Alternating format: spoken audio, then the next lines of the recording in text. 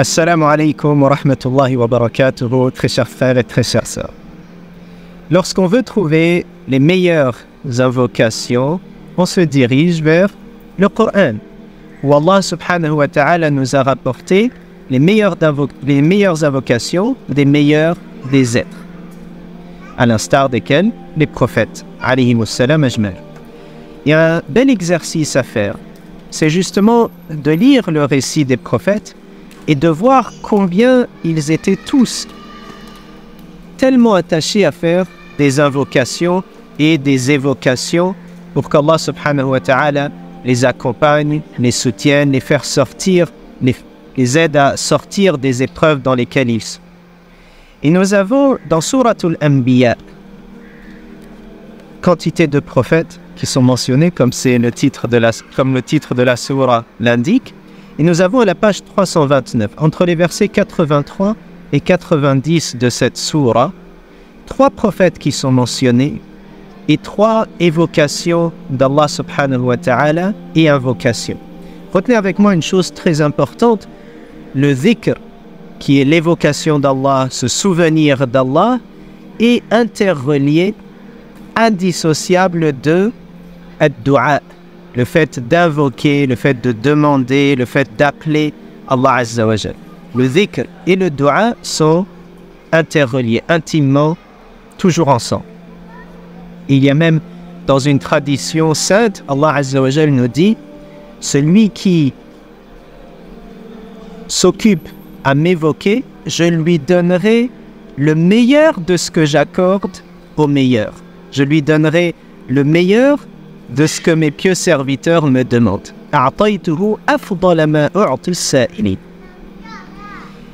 Ce que je vais faire avec vous, c'est m'arrêter sur les 2 premiers prophètes qui sont mentionnés dans cette page, et je vous laisse le 3e dua à vous pour le méditer.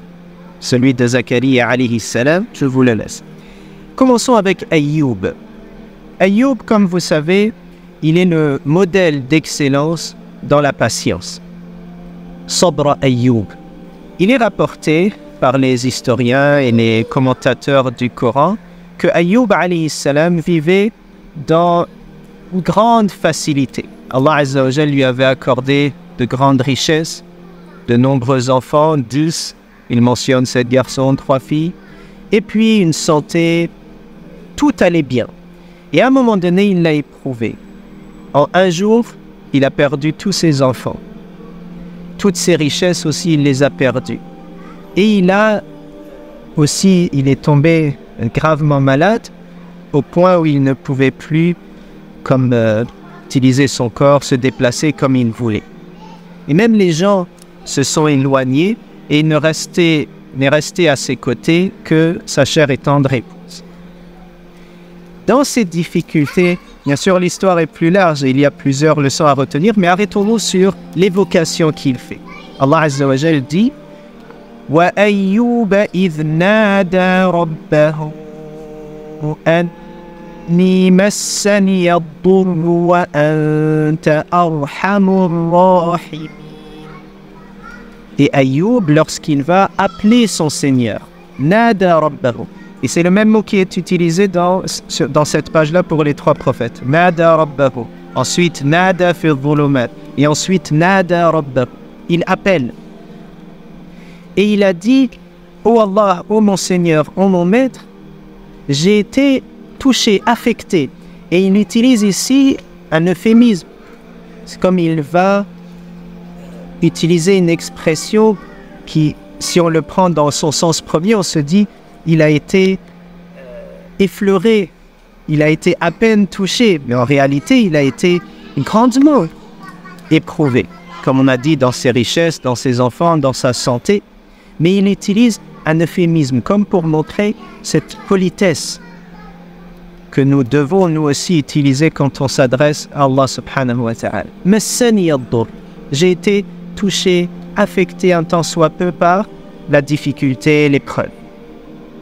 Et il ne va pas faire une demande explicite. C'est implicitement. Il évoque son cas auprès d'Allah subhanahu wa ta'ala qui est le plus miséricordieux des miséricordes. Il dit « Wa anta arhamur rahimi » et c'est toi qui es le plus clément de tous les cléments. Ta bonté, ta générosité, ta miséricorde dépassent infiniment celle de tous les autres. Et il n'y a pas de comparaison évidemment possible. Arham ici, c'est absolument supérieur, sans comparer. Donc, il ne fait pas une invocation directe et de manière explicite, mais encore une fois implicitement. Il évoque son cas et il évoque le nom d'Allah, Arhamur Rahimin. Et Allah dit fastajabna lahu. Nous avons répondu à son appel et nous lui avons donné donc sa famille et il a eu 2 fois plus que ce qu'il n'avait auparavant. Quantité de leçons à retenir et notamment cette évocation Anni massani ad-dur wa anta arhamur rahimin qu'on peut nous aussi utiliser. Wallah, je suis dans telle situation et tu es le plus généreux des généreux. Wallah, je suis dans telle situation et c'est toi seul qui peux m'en faire sortir. Et on répète cela et on développe notre foi en ce qu'on est en train de dire. Deuxième prophète, Dhannoun wa Dhannouni. Dhannoun. Qui est Dhannoun? An-Noun en arabe ici, c'est la baleine. Et vous devinez, vous évidemment, vous faites le lien. Il s'agit du prophète Yunus alayhi salam qui a été englouti dans la baleine. L'histoire en bref, c'est que Yunus alayhi salam, il a tout fait pour faire l'appel à son peuple. Et Allah Azza wa Jal, il choisit des êtres qui ont l'éloquence, toutes les qualités requises pour faire la da'wa, l'art de l'appel à la vérité. Et à un moment donné, il ne reçoit que des refus. Et à un moment donné, Allah Azza wa Jal lui autorise ou lui demande de les mettre en garde et leur dire si vous continuez dans ce chemin de la perdition, vous allez subir les conséquences. Dans cette vie, un châtiment va s'abattre sur vous. Et c'est comme si Sayyidina Yunus alayhi salam a cru bien faire, après les avoir prévenus, de les quitter. Et en cela, il a fait comme une erreur de jugement. Il a cru bien faire, mais non, il fallait attendre l'autorisation d'Allah pour quitter son peuple. Et vous connaissez l'histoire, il va se diriger, donc va s'éloigner, il va monter sur un bateau, le bateau menace de chavirer, au final c'est lui qui saute dans l'eau et il est englouti par la baleine. Plusieurs récits aussi par les historiens et les commentateurs des versets qui disent par exemple que dès qu'il a repris conscience, qu'il s'est il a découvert qu'il était bel et bien vivant, il s'est prosterné et il a fait ce dhikr. La ilaha illa ant, subhanaka inni kuntu min al-zalimin. La ilaha illa ant, subhanaka inni kuntu min al-zalimin. Wallah, il n'y a d'autres dieux, d'autres divinités que toi. Et certes, j'ai été du nombre des injustes. Et comme pour Ayyub alayhi salam, il ne fait pas une invocation de manière explicite, mais il évoque Dieu, il fait du dhikr. Et il expose son cas. Dans Ayyub alayhi salam, il expose son cas, puis il mentionne le nom d'Allah, Arhamur Rahimi. Pour Yunus, il commence par dire qu'il n'y a d'autre Dieu que Allah, et ensuite il expose son cas. Il dit, oh Allah, je reconnais mes torts. J'ai été du nombre des injustes. Puis Allah subhanahu wa ta'ala dit fastajabna lahu wa najjayna min al-gham. On l'a fait sortir de toute cette détresse dans laquelle il était. Et il a appelé Allah Azza wa Jal, Yunus a appelé Allah dans les ténèbres. En arabe, le pluriel c'est minimum 3. Et donc les ténèbres c'est l'estomac de la baleine et puis au fond de l'océan ou la mer et aussi la nuit. Donc dans ces ténèbres, il a appelé Allah subhanahu wa ta'ala et Dieu lui a répondu. Ce qu'il y a à retenir aussi, c'est que dans ces deux évocations, entre le moment où ils évoquent Dieu et le moment où Allah exauce leurs vœux, il y a un temps qui passe. Il y a divergence chez les savants, mais pour Ayyub alayhi salam, il est mentionné une dizaine d'années. Et aussi Ayyub avait une pudeur d'exposer son cas. Il a dit, j'ai passé tant d'années dans la facilité, pourquoi je m'empresserais de demander à Allah? Mais donc il a passé une dizaine d'années. Pour Dhannoun, Yunus alayhi salam, les savants parlent de quelques heures, plusieurs jours, ça va jusqu'à 40 jours, Allahu a'lam. Mais en tout cas, ce qui est à retenir, c'est que quand on fait du dhikr, quand on évoque Allah, quand on invoque Allah, il ne faut pas s'empresser. Ça fait partie de l'éthique et des conditions de ne pas s'empresser. Allah te donnera ce qui est le mieux pour toi au moment qu'il veut, qui est le meilleur moment pour toi.